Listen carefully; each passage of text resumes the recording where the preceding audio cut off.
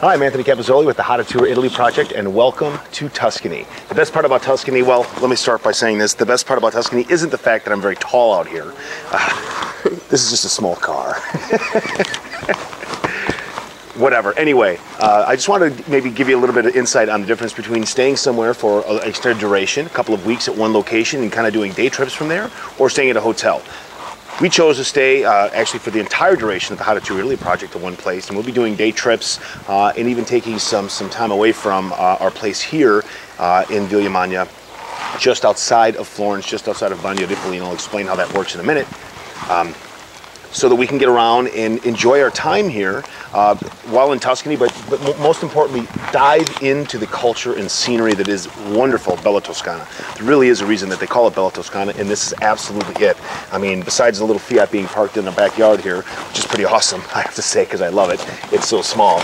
But the best part is, I mean, look at this. We are in the middle of an olive orchard. On the other side, we are surrounded by the Tuscan hills. We have got, you know, like, for lack of a better term, a cement pond. I don't know how to describe that. We got some cool video footage of that.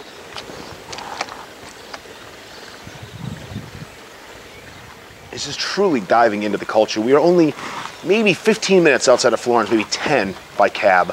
And it's wonderful because it's a much slower pace, very little English is spoken here, and you really get a sense of what it's like to be a part of the Italian culture. Now, don't get me wrong, Florence, Rome, Siena, Venice, they're all fantastic. However, I think there's something truly to be said for diving into the culture in the smaller towns. We're only 15 minutes outside of one of the mainstays of Italy, being Florence, and we are truly embraced with everything that's wonderful about Tuscany. The little cafe in the corner of town, it's literally a one-stop sign town.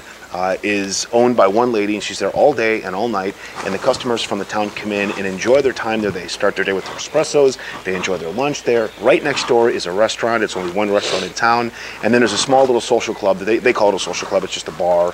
I guess for the Americans, bar in Italy is like a cafe, and bar for us is bar. So I'm going to call it a bar because you go in there and have a couple of drinks, you play some cards, they've got pool, but you can go and enjoy your time there. So I think to get the best bang for your buck, if you're going to be in Italy for 2 weeks, rent a villa, stay in one villa for 1 week and another villa for another week, so that you can fully appreciate and embrace what it is to live the Italian lifestyle. Because it is hard to live La Bella Vita in Rome and Florence, because they are bigger cities and they're very busy. But if you want to dive in here and truly take advantage of everything that's wonderful about this country, I say staying in a villa is an excellent way to go. You can do it in the Tuscan hillside, the Umbrian hillside. You can go all the way down to Calabria. You don't have to stay in the more commercial or touristy towns. This is a great way to get the best of both worlds, and once you get to know the bus route, you are in the center of Florence in 10 minutes. It costs €2 a bus ticket. That's it. It is a piece of cake. So take full advantage and embrace everything that's wonderful about Tuscany. And with that, the rain's coming down. I'm going to say bye to my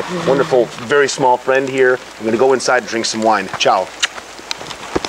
Just getting home, it started to rain a little bit, but I want to show you one of the main reasons you should always consider staying in a villa for an extended period of time.